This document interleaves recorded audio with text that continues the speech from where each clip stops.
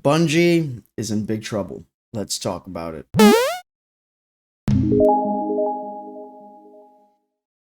Bungie, developers of the Halo trilogy, alongside Halo 3 ODST and Halo Reach. Two offshoot games that tied together the Halo series to critical acclaim. I'm a massive Halo fan. I don't know if you can see Master Chief right here. But I love all of Bungie's work when it came to the Halo franchise. And I also even read the Forerunner saga books. Those of us that grew up with Halo understood what it meant as a first-person shooter. Halo was Xbox, and it was the first-person shooter that literally dominated the early 2000s. I remember waiting online for Halo 2's release. Times Square, New York City. Apparently the promise was very real. We're just moments away from midnight, November 9th, and the launch of what is perhaps one of the most anticipated console video games of all time. I'm going to step aside and let these guys tell you what it is.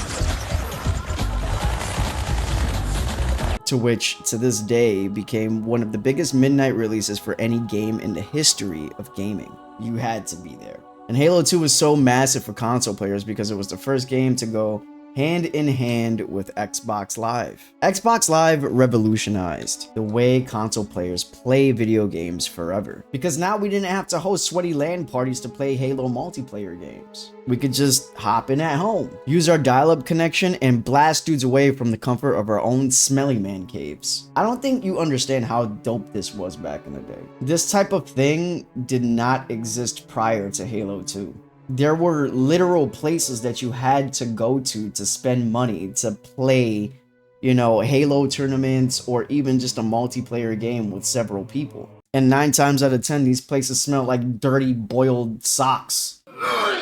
Additionally, if you wanted to play with your friend, you either had to bring your memory card or take your whole physical console to their house in order to play the game with them on their couch. But with Xbox Live, I didn't even have to do that. And from there, Halo 3 came out to massive success alongside their offshoot games. But then, Bungie had announced that they were separating from Xbox. This was mainly because of a lot of just toxic business practices that was imposed upon by Xbox that just was not gelling with Bungie. And if you want to know more details about that, please feel free to click the card at the top. It should be like right up here. And give Actman's interview with Marty O'Donnell a watch. It's just a fantastic interview with the legendary Marty O'Donnell, who is the composer of the original Halo franchise's music. And he's also one of the founders of Bungie as well. He's just a true legend within the gaming industry. But if you want the Cliff Notes version, Bungie makes Halo. Halo does massively well. Xbox pressures Bungie to create a sequel, Halo 2. Bungie makes it, with one of the most legendary gaming tech crunches to ever come out of gaming. Halo 2 does well. Negotiations go sour between Bungie and Xbox, also known as Microsoft. Xbox holds Bungie by the proverbial ballsack, so they are now forced to make Halo 3 to finish the contract. Bungie delivers, and then they separate from Xbox, relinquishing the Halo IP to Microsoft, to which Microsoft creates 343 Industries, to every single Halo fan's demise.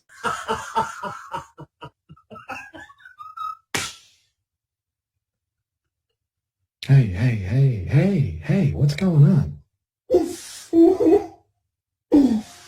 Nothing. But then, Bungie goes to Activision and creates Destiny. Destiny was a project that Bungie developers were working on for years in the background while also developing Halo.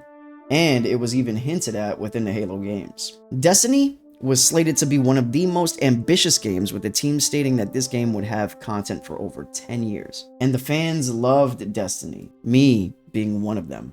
There was a problem, and that problem stared at us boldly in the face once we finished the main campaign of Destiny. It wasn't finished, and we knew it. The game was good, but it was too short, and fans were left questioning the longevity of the game. Expansions were released to prolong the life of the original Destiny, but Bungie came across another problem. New game tech, meaning new console releases. So Bungie announced a new game, Destiny 2. Destiny 2 picks up directly after the events of Destiny and introduced a new story. And Destiny 2 was stated to be Bungie's original vision for the game. An ever-evolving game with content to come out for years, that we could play and go on a literal space journey blasting monsters away. The beauty of Destiny was its ability to interweave mechanics commonly found in RPGs successfully into a first-person shooter. Things like buffs, abilities, and insane raids that players literally had to grind for in order to figure out how to beat. Bungie fans were eating good for a while. Time passes and Bungie announces something that still haunts every single Bungie fan to this day. Free to play. That sounds like a good thing, right? No. In the midst of this, Bungie also goes independent, loses all of its money, and got bought out by PlayStation to the sum of $3.6 billion.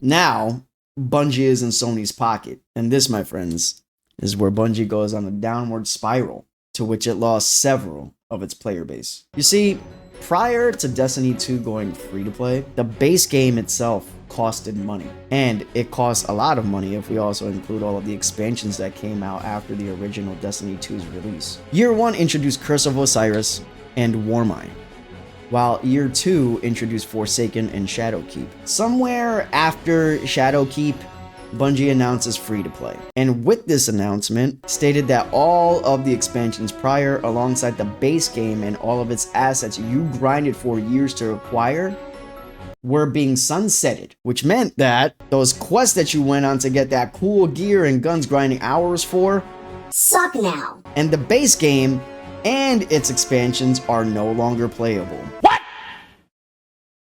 What the fuck? That pissed us off, me included. It pissed me off so badly that I literally wrote a letter to Bungie asking for my money back, to which they said, sorry, it's our money.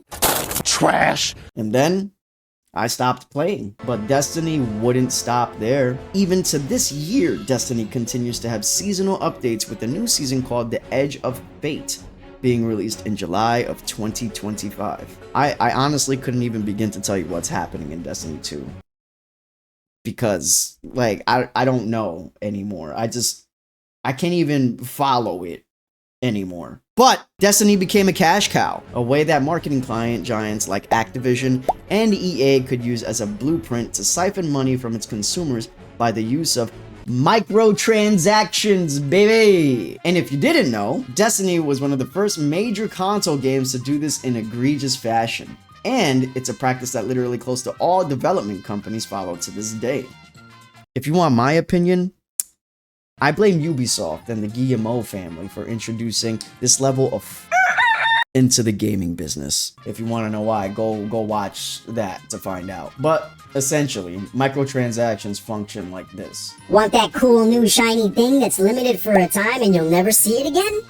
Give us money. Oh, wait, hold on. It's not really limited, and you'll be able to get it later because we lack ingenuity and want to make it in a different color and sell it at an astronomical price. Because f*** you. Give us more money, bitch. Hooray, microtransactions! Please stop this madness. The game evolved into something that none of us ever wanted.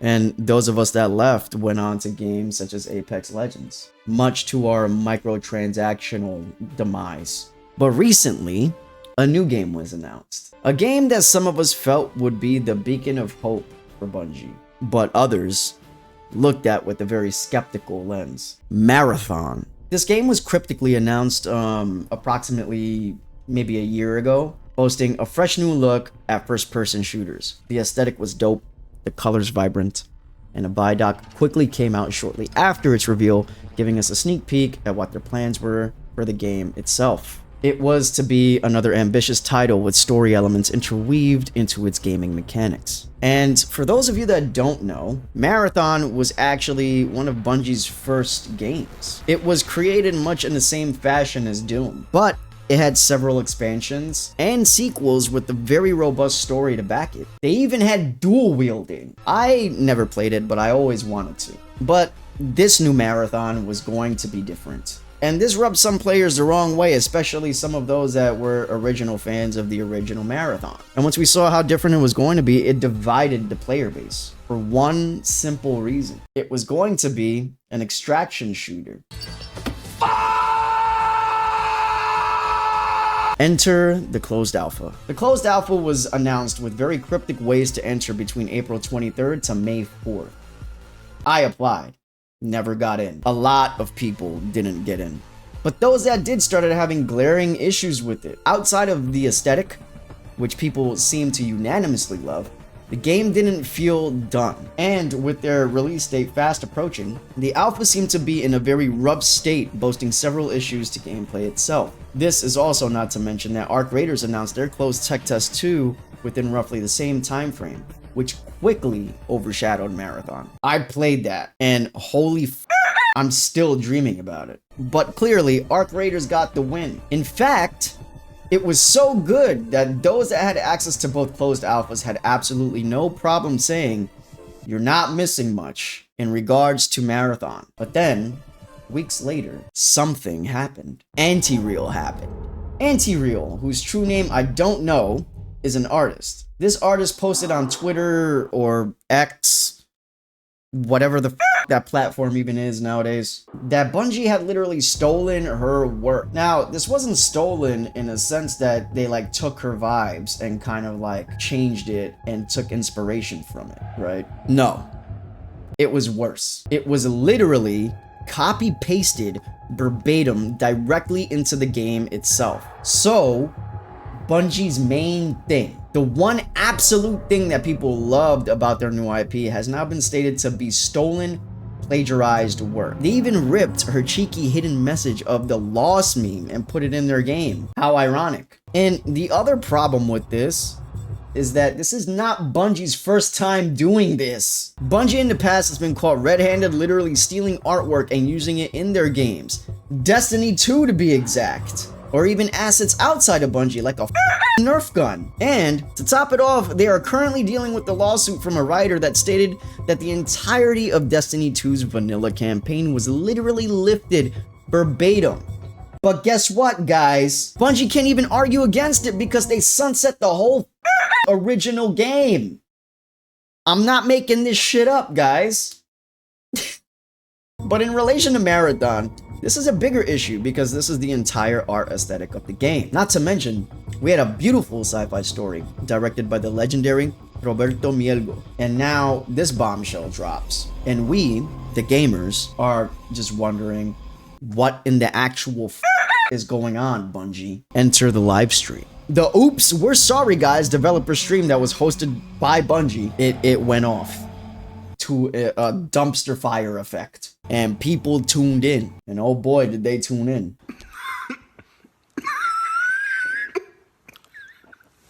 Firstly, art director Joe Cross stated and corroborated that the art was in fact stolen directly from Antireal, stating that this was a result of a previous employee at the company using an art portfolio on logos that was then subsequently used within their game. But outside of this, the live stream itself was a complete disaster with audio issues and a lot of deer in the headlights looks. Get away. Yeah. We still want them to be threatening versus like you can just run around them, right? They need to really push back. The sweet spot you're kind of looking for is ultimately that you have more options for how you like divide and conquer and tackle them depending on how you play. Joe Cross looks like he just came back from Vietnam, guys. Not to mention the live stream's chat spamming plagiarism will make me God.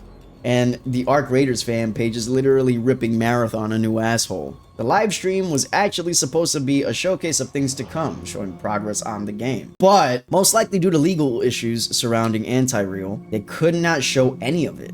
And now Bungie has to literally sift through almost all of its assets to remove and replace art. This is an entire scrub of all of the art for the entire game. And if you don't understand how pivotal art is for a game, this is something that literally takes years to do. Not only that, like art and the art direction is probably one of the first things that comes before development of an actual game. And the reason why is because it fleshes out the entire aesthetic of the game. So as of right now, we're looking at a literal standstill on Marathon. This is not to mention Paul Tassi, writer for Forbes magazine, and Halo and Destiny superfan, put out a video and several articles stating the morale at Bungie in association with Marathon is currently in freefall. His personal opinions on the Marathon closed alpha were scathing, and that's putting it lightly. Paul tore Bungie a new asshole. If we're looking at problems at present and at launch, that gave me very, very little hope for the future, or the idea that Bungie and Ziegler understand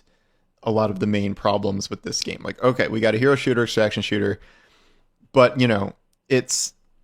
there are other issues that are big that maybe you could fix that they do not seem terribly interested in fixing anytime soon. Stating the game was uninspired. And now, Bungie employees have been coming out stating that the development process for Marathon has been in shambles, with developers being ignored for years. And ex-Bungie developers coming out of the woodworks literally stating that working at the company as a whole has been one of the most toxic environments they have ever worked at. The problems have just shifted to Marathon instead. And all of this has caused structural issues that severely undermine the studio's culture, decision-making, and the final product.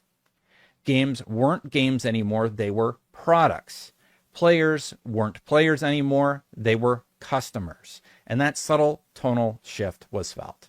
So, what does this mean? From my perspective, this kind of means that Bungie has two options. Hire Antireal as an official artist for the game's art design, while also shelling out an assload of money. But this keeps the current aesthetic kind of intact. This option kind of leaves the ball in Antireal's court to either accept or deny, which that can get, a bit dicey for Bungie, but extremely lucrative for Antireal. But this would allow for the development to continue on the game to possibly make the release date, which will ultimately be decided by the player base on release on how good the game actually is. Or delay the game into oblivion, replace art, and take player and developer feedback alike to improve the game. The problem with the latter half of this equation is that if the game is delayed, they have two fronts to work on: art and game development. Both of those things go hand in hand, with art being one of the most pivotal pieces to development because it informs the development process. And if the game is delayed, there's absolutely no way that they're releasing it next year. You know why?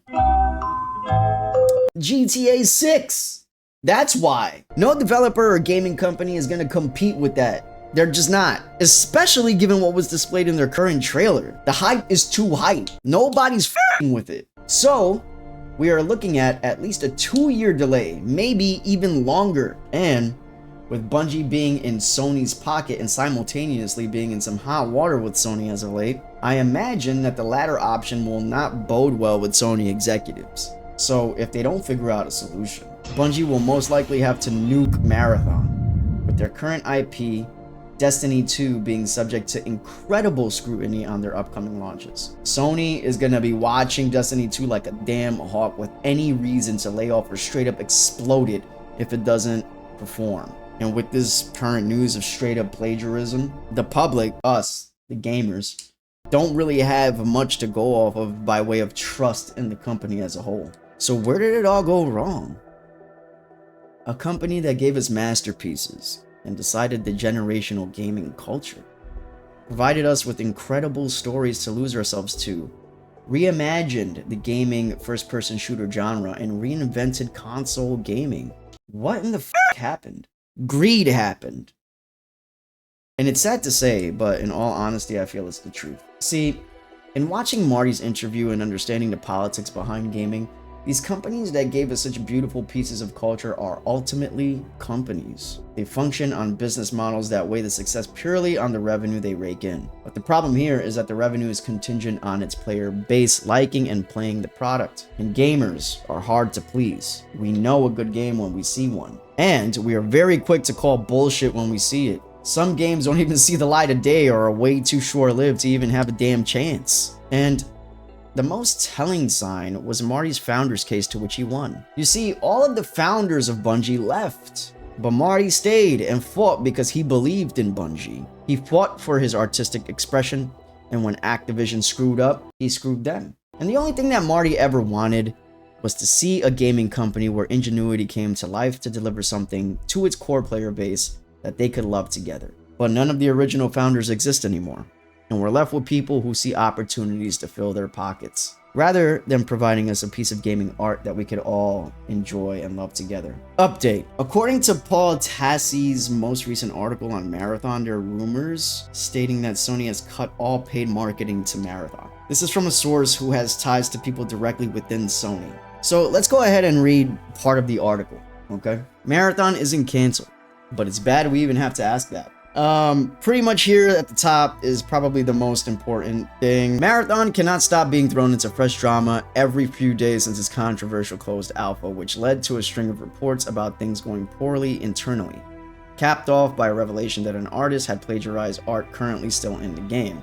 Now, we have a worrying report from Colin Moriarty on Sacred Symbols, where he says that all paid marketing for Marathon this quarter has been canceled by Sony. I was told by someone familiar with marketing plans in a key overseas market that there are now no plans to do paid marketing for Marathon at all.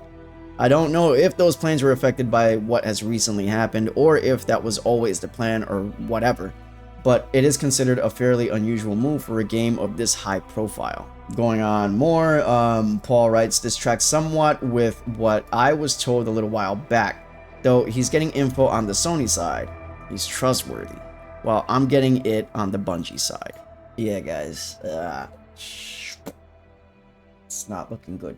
And with that, we get problems as gamers, as lovers of our medium. And the problems continue to arise as we're plagued with microtransactions, shoddy releases with promises of greener pastures ahead, or straight up garbage touted as quadruple A. We're seeing it across the industry, okay? With layoffs after layoffs after layoffs after layoffs. The guy who designed Sparrow for Apex Legends was literally laid off shortly after the new season was announced and released, okay? But there are beacons of hope.